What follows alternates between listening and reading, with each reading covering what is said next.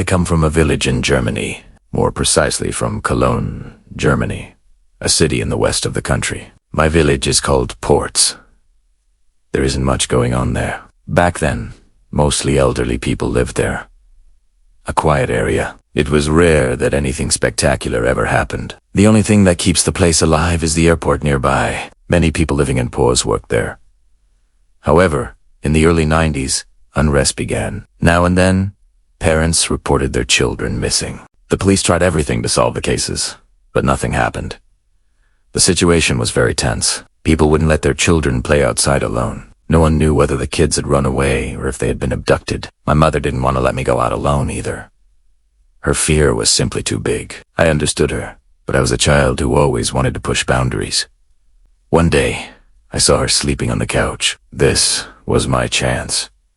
I put on my shoes and left the house. I wandered around and let my imagination run wild. I completely lost track of time. I walked through the nearby woods looking for other children. Time passed and it got dark. I wanted to start heading home when something happened. I saw the village church in the distance. I didn't think much of it until I noticed what looked like a light inside. That seemed odd, and being the curious kid I was, I sneaked up to the building. Normally, no one should be in there at that hour. So, what was going on? I reached the back entrance and slowly walked around the building. I passed a window and thought I heard voices. I lifted myself just enough to look inside. It was the village priest. I could barely make him out. Only a few candles were burning, casting a huge shadow of the priest on the wall. I couldn't see what he was doing, so I decided to sneak inside. The back door wasn't locked. I went in and tried not to make a sound. Eventually, I got close enough to hear the priest. He seemed very nervous. He didn't look as friendly as he did on Sundays. Something was definitely wrong. I knew he must not see me. That would be bad for me. I stayed quiet and waited. At some point, he went down to the basement. That was my chance. I quickly ran into the room and hid behind the pews. When he came back up, he was on the phone. Shortly after, 2 other men entered the church. One of them asked why he had left the door unlocked. The priest froze for a moment and said he must have forgotten. "I've prepared everything," said the priest, and told the 2 men to go to the basement. They went downstairs. The priest looked around the room for a moment and then followed. Now I knew for sure that something was terribly wrong. I tried to hide as best as I could. I heard voices from the basement, metal sounds like something clicked. I tried to get closer to hear better, and then it happened. My foot hit a metal candle stand and it fell over. Suddenly everything went silent. I quickly found a new hiding spot. Then footsteps. Lots of footsteps. They all came upstairs. "What was that?" one of the men asked. "Something just fell over," the priest replied. "Don't worry about it." "It's okay, I'll give you half now. And tomorrow, I'll bring the rest of the money," one of the men said. "All right," said the priest, and the men left through the back door. When the priest was alone, his face suddenly changed. It looked evil. He walked slowly through the church. His steps were heavy, but confident. I knew that he knew I was still there. "I saw you, little boy," he said. My blood froze in my veins. He knew I was there. "You can't hide for long." "You don't need to hide. I'm a nice man. Come on out. Let's play." But I knew he didn't want to play. I had seen something I wasn't supposed to see. If he found me, I was in serious trouble. I even tried to breathe quietly. He walked around the church a few more times and then said to himself, "Maybe he really is gone." He packed up some things, put out the candles, and left the church. I stayed there for at least 20 more minutes, frozen in fear. What had just happened? I couldn't believe it. Eventually, naive as I was, I crawled out of my hiding spot. I just wanted to go home. It was all too much. Just get out. Out of there. Out of there. As I headed for the back door, I saw the moon shining through the same window where I had first seen the priest. On the floor, a shadowy silhouette. I looked at the window and I thought I would die. The priest was standing there looking at me with an evil grin. "I knew I saw you, stupid boy. Let's play." He rushed into the church and I hid again. He ran wildly through the whole building. "I'm going to kill you, you stupid boy," he shouted while desperately searching for me. He came closer and closer. I was inside a closet, and I saw him through the crack right in front of me. He had nothing on him. Suddenly, he started laughing quietly and said, "You are a really stupid boy." Now he grabbed the closet door. This was it. He was going to kill me. And suddenly, police get on the ground. The priest lay down, and the police rushed into the church. And last came my mother, as if she had known I would sneak out. She had placed a tracker inside my shoes. She searched for me together with the police. That was what saved me. I told the police everything. They went into the basement and found the 2 missing children. The priest was part of a gang that kidnapped children to sell their organs. My recklessness almost got me killed. And my mother's intelligence saved my life. I'm not really a religious person anymore. After what I saw, I just can't be. But for most of my 20s, my whole life revolved around my church. It was one of those big modern community churches. We had a coffee shop in the lobby, a band with electric guitars, and hundreds of members. It felt like a family. That's where I met Anna. Anna was one of my best friends. She was sweet, a little quiet, and who's-kinged. The sort of person who'd remember your birthday and actually call you. She was married to David. To everyone at church, David was the perfect guy. He was charismatic, played guitar on the worship team, and always had his arm around Anna. They looked like the model couple, but when it was just me and Anna, I saw things. I saw how his eyes would go flat and cold if she laughed too loudly at someone else's joke. I saw how he'd grab her wrist just a little too tight when he wanted to leave a party. He called it being protective. I called it what it was, controlling. Anna would confide in me sometimes in hushed tones. She'd talk about how he'd accidentally break her things, or how he'd block the doorway with his body and joke about not letting her leave until she said she loved him. Little things that by themselves just sound like a passionate or difficult marriage. But when you line them all up, they spell out abuse. I told her to leave. Over and over I told her. My apartment was always open. But she was terrified, not just of him, but of what the church would say. Our pastor was very, very big on the sanctity of marriage. Divorce was the ultimate sin, worse than anything else. The night it happened, I got a call at 3:00 a.m. It wasn't Anna. It was a nurse from the local hospital. She said Anna had been in an accident and had listed me as her emergency contact. My heart just stopped. I drove there, shaking so hard I could barely hold the wheel. They led me into her room. The whole left side of her face was a mess of bandages, caked in blood. She was awake, staring at the ceiling. "He did this," she said. She told me she had finally done it. She had packed a bag while he was out. She was just zipping it up when he came home early. He saw the bag. He didn't yell. That's what scared her the most. He just went to the bedroom closet, pulled out the handgun he kept in the safe, and walked back to her. He pressed the muzzle of it right against her temple. "You really think you're going anywhere?" Ask it. Anna told me she thought she was going to die right there in her own hallway. All she could think about was not wanting him to be the last thing she saw. So, she acted. She grabbed his wrist and shoved him, trying to push the gun away, and he shot. The sound was deafening. She said her whole head felt like it had exploded. She collapsed, clutching her ear, positive she was dead. The bullet had torn right through the top of her ear, grazing her scalp. A centimeter lower, and she'd be gone. "David," she said, just dropped the gun and started crying. "I didn't mean to," he wailed. "Oh my God, Anna. I didn't mean to shoot. It was an accident." He's the one who called 911, telling them she had tried to grab his gun and it went off. I took her home with me from the hospital. The police had already taken his guns, and she got an emergency restraining order. She filed for divorce the next day. I thought finally the nightmare was over.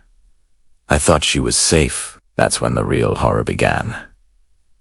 We didn't go to church for 2 weeks. When we finally went back, the atmosphere was wrong. People were looking at us, not with sympathy, but with judgment. After the service, the pastor's wife, a woman I'd always admired, came over. She put a hand on Anna's arm.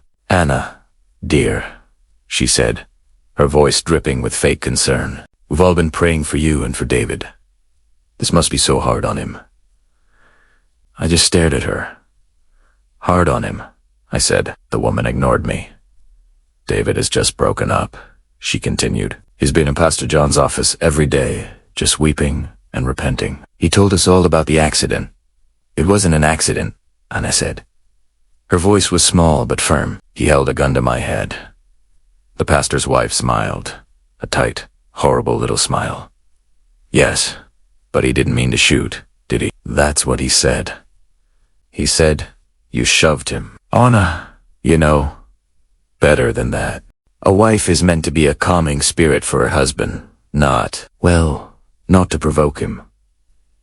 I felt sick. I physically felt the blood drain from my face. It got worse. Over the next week, members of the church, friends of ours, started calling. They all had the same message. You know, the Bible says to forgive, one of the elders told her over the phone. Marriage is a covenant. You can't just break it because of one mistake. Another said, he's your husband. You're supposed to help him, not abandon him when he needs you most. Then came the final, awful blow. A group of 3 women from her Bible study group came to my apartment. They said they needed to talk to Anna. They sat her down on my couch and staged an intervention. We love you, Anna, one of them started, but we are truly worried for your soul. You are letting bitterness and anger win. David is a good man, another said. He just has a temper. But you knew that. And the story we're hearing. Well, we heard that if you hadn't shoved him, the gun never would have gone off. They blamed her. They actually, openly, blamed her for getting shot in the head. They told her she had a spirit of rebellion and that she was the one who broke the peace in the home. They said if she truly loved God, she would drop the restraining order, stop the divorce, and go home to her husband to heal him. Anna just sat there silent, the stitches in her ears still bright red. That was the last time she ever went to that church. A month later, she moved to a different state to live with her sister. She changed her name. I haven't seen her in person since, though we text sometimes. I stayed for a few more weeks. I couldn't believe it. I watched as David was welcomed back. He'd stand up during the service and give these tearful testimonies about his struggle and how the enemy had tried to destroy his marriage. And people would nod. They'd pat him on the back. They'd pray for him. The man who put a gun to his wife's head was the victim. The woman who got shot was the sinner. I finally understood. The real horror isn't always the monster with the gun. Sometimes it's the smiling faces in the room who, after you've barely escaped, try to convince you to go back into the monster's cage because, to them, your safety was never as important as their rules. If you or someone you know is in a situation like this, please know that you are not alone and help is available. Your safety is the most important thing. You can reach out to the National Domestic Violence Hotline. Their number is 1-800-799-7233. You can call them anytime, day or night. They are there to listen and to help you create a safety plan. Again, that's 1-800-799-7233. Now, shifting gears, let me tell you about something that happened to me. This was back in 2018, when I was working as a custodian at St. Mary's Church in a quiet suburb outside Chicago. I was 28 at the time, single, and needed a steady job after bouncing around construction gigs. The church was an old brick building built in the 1950s. Nothing fancy, just a main hall with pews, a small office, a storage room in the back, and a basement for supplies. Father Ali ran the place. It was a keen older guy in his 60s who lived in the rectory next door. My shifts were usually in the evenings, cleaning up after services or events, mopping floors, dusting the altar, that sort of thing. It was peaceful work, and I liked the quiet. The pay wasn't great, but it beat dealing with noisy job sites. One thing about that church, the front door had this long, drawn-out creak whenever you opened it. It was from the old hinges. They were rusty and needed oiling, but Father Oli always said it gave the place character. He'd joked that it was like the church announcing visitors. I'd hear it all the time during the day when people came in for prayers or meetings. But at night, when I was alone, it stood out more. The door was heavy wood, with a latch that clicked shut firmly behind you. No wind could budge it. You had to push hard to get in. That particular night was a Tuesday in October, cool and rainy outside. I'd even working late because there had been a funeral earlier and the place needed extra tiding flowers to clear out, programs to pick up from the pews. Father Ali had left around 8 p.m. to visit a parishioner in the hospital. He told me to lock up when I was done, and he'd be back late, maybe around 11. I nodded, No big deal. I had my headphones in, listening to a podcast about true crime stories. Ironic. Looking back while I vacuumed the carpet in the main hall. The church was dimly lit.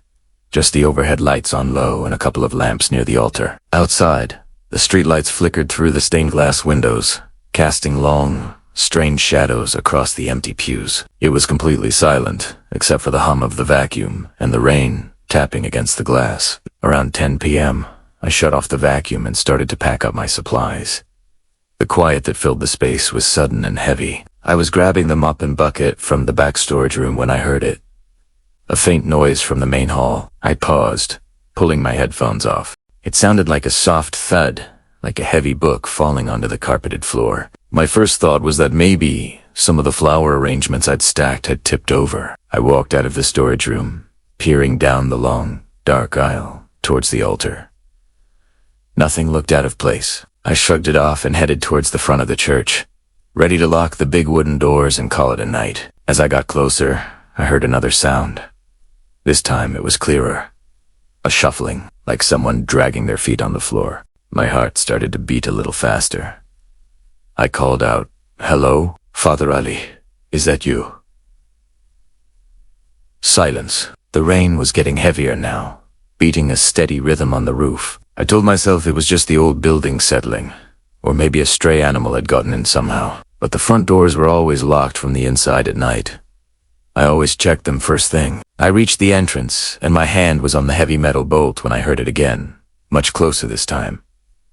A low groan. It came from behind the last row of pews, deep in the shadows near the side wall. It wasn't an animal sound. It was human. All the true crime stories I'd been listening to came rushing back into my head. I froze, my mind racing. Should I run? Should I hide? Should I call the police? Taking a deep breath, I slowly backed away from the door and crept toward the source of the sound. My footsteps were silent on the thick carpet. As I rounded the last pew, I saw him. A man was huddled on the floor, leaning against the wall. He was wearing drenched, ragged clothes and shivering violently. He looked up at me, and his eyes were wide with fear and pain. "Please," he whispered, his voice hoarse. "Help me." I could see he was hurt. There was a dark stain spreading on his pant leg, casting colored shadows on the walls. Around 10:30, I was wrapping up, putting away the cleaning supplies in the basement. That's when I heard it. That long creak from the front door. It started low like a groan and dragged on for a good 5 seconds before the latch clicked. I pulled out one earbud and paused. "Father Ali!" I called out, figuring he'd come back early. No answer. I shrugged it off at first. Maybe he was just grabbing something from his office and didn't hear me. I finished stacking the boxers and headed up the stairs to the main floor. The hall was empty. No lights had been turned on brighter. No coat on the rack by the door. I walked to the front, peering through the small window in the door. The parking lot was dark, just my beat-up Toyota sitting there in the rain. The door was shut tight, latched like always. I tried the handle, locked from the inside, which meant if someone had come in, they'd have to be here. But there was no one. I scanned the pews, the side aisles, and even poked my head into the small vestibule where the holy water font was. Nothing. No wet footprints on the floor from the rain. No umbrella dripping. Weird. But I told myself maybe I'd imagined it. Old buildings make noises, right? Creaks from settling wood or whatever. I shook it off and went back to grab my jacket from the office. A few minutes later, as I was checking the thermostat to turn it down for the night, I heard footsteps, clear as day, slow, heavy thuds on the wooden floor in the main hall. Not rushed, like someone pacing or walking casually. My heart picked up a bit. "Father, that you?" I called out louder this time. The footsteps stopped immediately, mid-stride. Silence. Now I was on edge. The church wasn't huge, but it had nooks behind the altar, the confessional booths, a small choir loft upstairs. I grabbed my flashlight from the office drawer, the big Magit, one I used for checking dark corners, and stepped out. "Hello, anyone there?" I said, trying to sound firm. No response. The rain pattered on the roof, but inside it was dead quiet. I thought maybe a homeless person had slipped in earlier looking for shelter. It happened sometimes in cities, though our suburb was pretty safe. Or perhaps a kid playing a prank. Some teens hung out nearby. I decided to check thoroughly before leaving. I didn't want to lock someone in overnight. I started with the main hall, shining the light under pews, behind the statues of saints. Nothing. The confessional was empty. Doors ajar like I'd left them after dusting. I climbed the narrow stairs to the choir loft. Creaky steps, but no one up there. Just dusty hymnals and an old organ. Back down, I checked the office. Desk clear, no one hiding under it or in the closet. The storage room next. Boxers of candles, altar cloths, cleaning stuff. I moved a few stacks, but it was all normal. Basement again. Furnace humming softly. No signs of disturbance. The whole search took maybe 15 minutes, and by the end, I was starting to feel silly. Maybe the footsteps were just the building shifting in the wind, or my imagination after that creak. I headed back to the front, keys in hand, ready to lock up and go home. That's when it happened. A loud slam from the back. Not just any door. It was the storage room door, the one I just checked. It banged shut hard like someone had yanked it with force. I froze, keys jingling in my shaking hand. My mind raced. No way. That was wind. The room had no windows, and the door was heavy with a spring hinge that closed slowly on its own. It didn't slam, unless you made it. "Who's there?" I yelled, voice cracking a little. Silence again. Now I was scared, heart pounding, palms sweaty. Part of me wanted to bolt out the front door, but I couldn't just leave the church like that. What if someone was hurt or messing with stuff? I gripped the flashlight like a club and walked back, slow and quiet. The storage room door was closed tight. I hadn't shut it myself. I'd left it open after checking night. I listened to the wood. Nothing. No breathing or shuffling. With a deep breath, I turned the knob and pushed it open fast. Flashlight beams sweeping in. Something smacked me right on the forehead. Not hard enough to knock me out, but sharp, like a dull thump that made me stagger back a step. I cursed, rubbing my head, feeling a small welt forming. What the hell? I shone the light around frantically. The room was exactly as I'd left it. Boxes stacked, mop in the corner. No one there. No shelves near the door that could have fallen. No hanging tools or chains. The ceiling was solid. No loose panels. Whatever hit me had come from inside, right as the door swung in. But there was nothing close enough to do that. I checked the door itself. Smooth wood, no protrusions. I even felt around the frame, thinking maybe a spring or mechanism, but it was just an old door. I backed out, slammed it, shut myself this time, and got out of there fast. Locked the front door behind me, that creak echoing longer than ever in my ears. Driving home, I kept glancing in the rear view. The next morning, I called Father Ali and told him I was quitting. No notice. He was surprised and asked if something had happened. I gave him the short version. Strange noises. Got hit by something unexplained. He chuckled a bit. Said the church was old but had no weird history. No ghost stories. Or break. Just a plain parish since the 50s. I said, no thanks. I found a new job cleaning offices downtown. Daytime, shifts only.